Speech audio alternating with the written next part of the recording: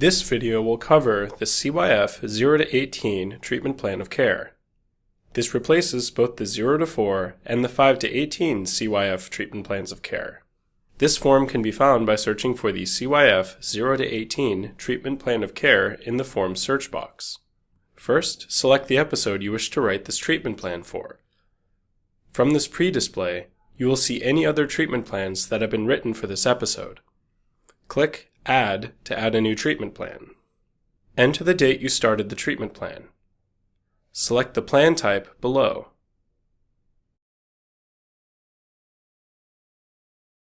Enter the plan end date. The treatment plan of care is required to be updated annually on the episode opening anniversary. However, updates should occur more frequently when clinically indicated. Select whether the client was linked to cultural specific and linguistic services here. If you have more questions about this, ask your supervisor.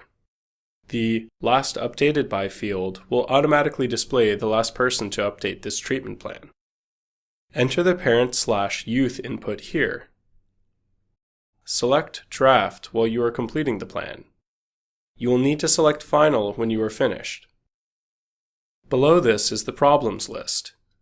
This is a new section in Avatar and is a federal requirement for meaningful use compliance. You will see treatment plan problems appear on this list later once you have completed your treatment plan. Do not add problems to this list from this section. The problems list will be covered in detail in a later video. For now, skip this section. The Plan Participants section allows you to record the participants that helped create this plan. This section is optional. First, enter the role of the participant. You can enter information here by double-clicking on any of the fields you wish to edit. If the participant is a staff member, you can enter the staff ID, which will automatically default the participant name. Otherwise, enter the participant name here. Next, enter if they were a plan participant. If the participant is a staff member, enter whether you would like a notification to appear on their to-do list here. Enter the strength-based treatment planning and the discharge planning here.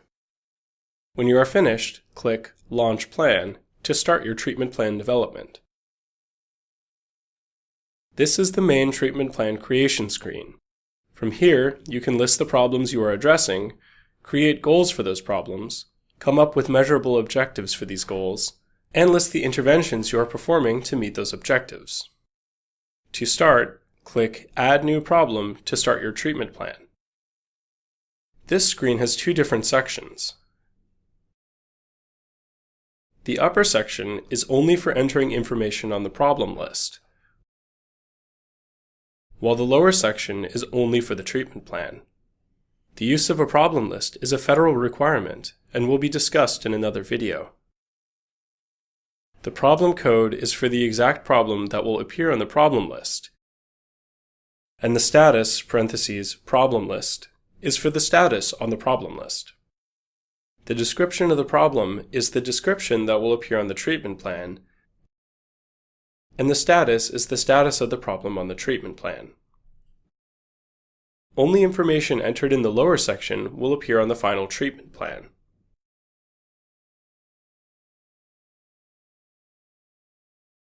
You will first need to search for a problem for the problem list. This search box will display SNOMED codes, which are a federal collection of medical terms and is required for meaningful use. The descriptions are different from DSM-5 codes, but you will find a problem that relates to almost every DSM-5 diagnosis. It is recommended that you search for a client diagnosis that will be a focus of treatment. Psychological stressors, such as homelessness, can be included if it is a primary focus of treatment. If you do not find the diagnosis or problem that you are looking for, try searching for a variation or adding more descriptors. It is important to note that, while it is recommended that you look up one of your client's diagnoses for this problem code, you are not editing the client's diagnosis. This will not change anything entered under the diagnosis form, and this will not affect billing in any way. You will still need to enter a diagnosis under the normal form. This problem code is just for the purpose of completing the problems list. When searching for a problem, only look for problems that you are planning on addressing. Do not put any problems that will not be the focus of treatment. The Other field will only become active when you select the Other SNOMED code. This is not advisable, as it is very likely there is a SNOMED code that will describe the problem you are addressing. The date of onset should be based on the clinical interview and reported duration of symptoms. If unknown, enter the date the assessment was conducted. Select the status under the Status (Problem List) drop-down menu. Again, this is a status for the problem list. Select Active if this is an active problem. Select another status if it applies. Only active problems will be put on the problems list. The description of the problem should describe the symptoms and the associated impairments.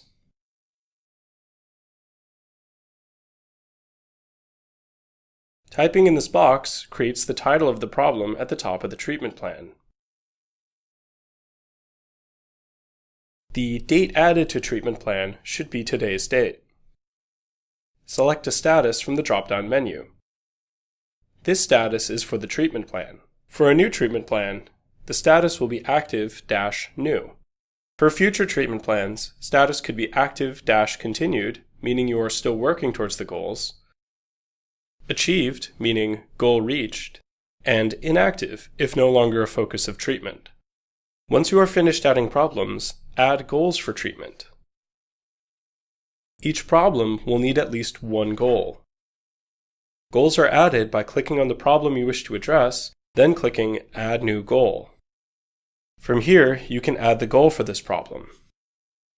This should describe the outcomes desired based on symptoms and associated impairments. For example, a goal for the problem of ADHD could be reduce and manage ADHD symptoms. This description becomes the description at the top of the plan. The date opened defaults to today's date. Select a goal status from the drop-down list.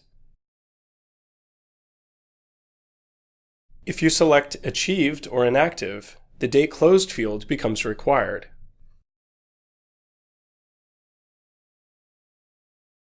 It is advised that you add all of the goals at the same time before entering objectives.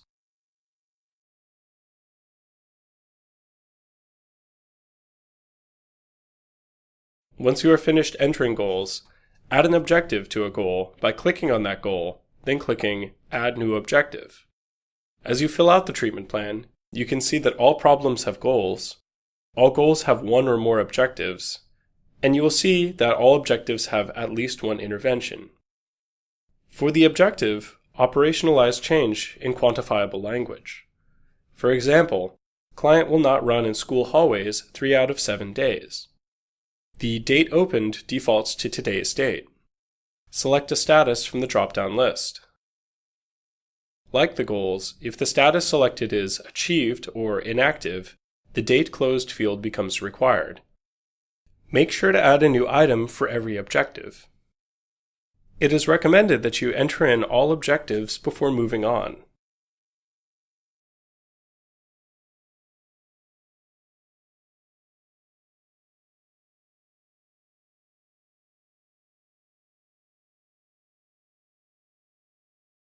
Once you are finished and ready to add interventions, select the objective you want to add an intervention to, then click Add New Intervention. Remember that each objective will require an intervention. The intervention should include all services you plan to provide, such as individual therapy once a week with the client, family therapy once a week, collateral session once a week with the teacher, case management, psychiatric evaluation, and medication management if indicated. The intervention description will appear in the plan above. Unlike the objectives, you can include all interventions in a single item. The date opened will default to today's date. Select a status from the drop-down menu. Like the goals, if the status selected is achieved or inactive, the date closed field becomes required.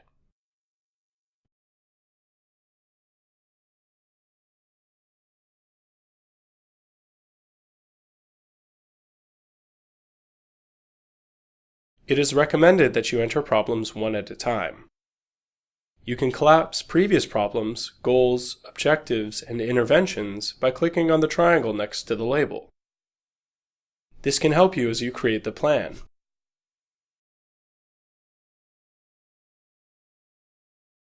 To enter a new problem, click on the name of the treatment plan at the top, then click Add New Problem.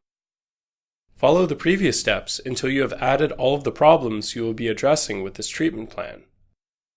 Remember that each problem requires a goal, objective, and intervention. Remember to only include problems that you plan on addressing with the client. To go back and edit anything you've entered, just click on the item on the treatment plan. It is now available for editing.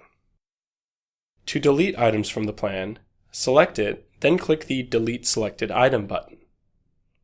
Before you can delete an item, you will need to make sure all of the items below it are deleted first. That means if you wish to delete a problem, you will first need to delete the interventions, objectives, and goals in that order. Attempting to delete out of that order will make the Delete Selected Item button inactive. This section is for the plan library. There is currently no library available. To save your plan, click Back to Plan page at the bottom of the screen. You can come back to make changes anytime before this plan is finalized by clicking on the Launch Plan button again. Looking back on the first page of this form, you can now see that the problems you have selected have been added to the problems list. When doing future plans, you can check or uncheck these problems to include or exclude them from updated plans. This will be covered in another video. Once you are completely finished with your plan, select Final under Treatment Plan Status, then click Submit. This will complete your treatment plan.